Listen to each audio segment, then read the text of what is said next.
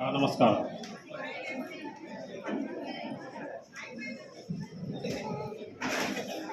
మాట్లాడకుండా వినండి.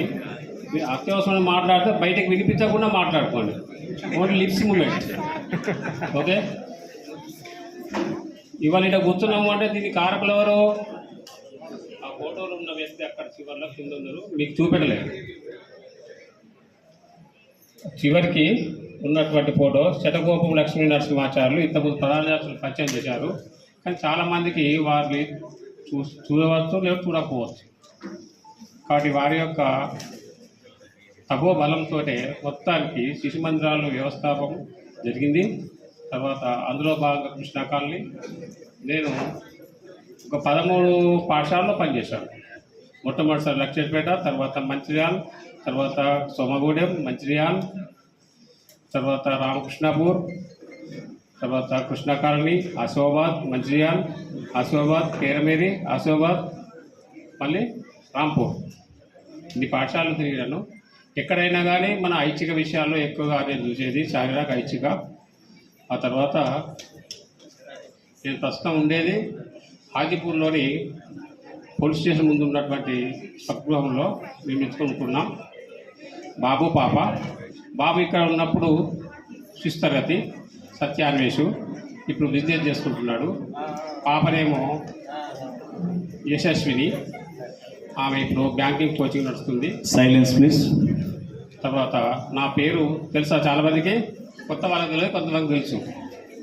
అనేక రకాలుగా పరిచయం ఉంటుంది, వివిధ రకాలుగా ఉంటుంది. కాబట్టి నా పేరు పుప్పాల సురేందర్రావు, మా శ్రీమతి రాజలక్ష్మి. తర్వాత మీరు ఇక్కడ నేర్చుకున్న దాన్ని మీ జీవితంలో ఉపయోగపడితేనే నేర్చుకున్న దానికి సార్థకత మాకు చాలా సంతోషం. అదొకటి గుర్తుపెట్టుకోండి. శిశుమందిర్ బ్రాండ్ అనేది బయట కనిపించాలి. నేను ఇన్ని పాఠశాలలు బయట తిరిగినా శిశుమందిర్ బ్రాండ్ చూపెట్టినా. శారీరక కానీ, ఐచ్ఛిక కానీ, ఘోష్ కానీ వేరే పాఠశాలలు కూడా పెట్టి చూపెట్టినాం. అక్కడ శిశుమందిర్ బ్రాండ్ ఉండేది.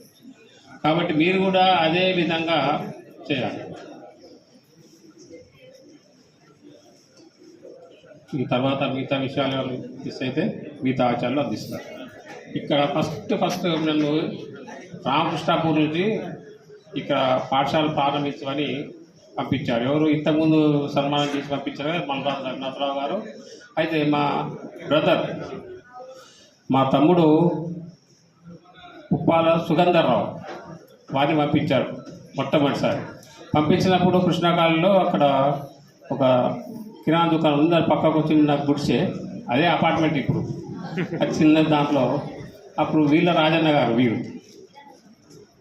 తర్వాత ఓదిల్ గారు, బండి సంజీవరెడ్డి గారు, కరగకొండ సత్యనారాయణ గారు, కొలిపాక రాజయ్య గారు, పిల్లి రాజయ్య గారు, వీరంతా ఒక సంఘ కార్యకర్తలుగా ఉండి ఆ గుడిసెను చూపెడితే అందులో వీళ్ళ పిల్లలు శారద, నిర్మల, విజయ్ కుమార్, సంతోష్, స్వర్ణాకర్ ఫస్ట్ వీళ్ళ అడ్మిషన్.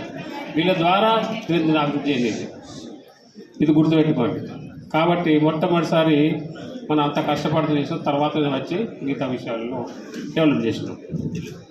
కాబట్టి సాహిత్యం మాట్లాడింది బాగా భయపడినది. ఇంతకుముందు సాహిత్యం మాట్లాడింది కదా, ఆమె ఘోష్లో అంటే మిలిటరీ బ్యాండ్ లోపల ఆమె పెద్దది వేసుకొని కొట్టేది, స్టేట్లో ఫస్ట్.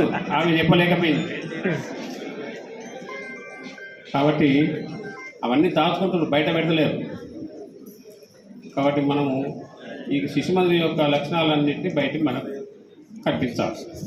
ధన్యవాదాలు.